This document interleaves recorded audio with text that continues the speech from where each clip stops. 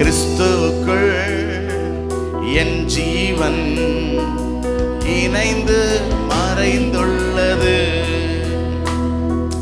லாபமான அனைத்தையுமே நஷ்டமென்று கருதுகிறேன். பாடுங்க. லாபமான அனைத்தையுமே நஷ்டமென்று கருதுகிறேன். என் நேசர் தருகின்ற பரிசுக்காக இலக்கை நோக்கி தொடருகிறேன்.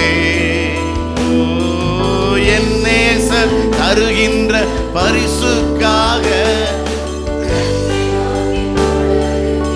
கரங்களை உயர்த்தி சொல்லுவோமா? நான் அல்ல, இயேசுவே என்னில் வாழ்கின்றார். நான் அல்ல, இயேசுவே என்னில் வாழ்கின்றார்.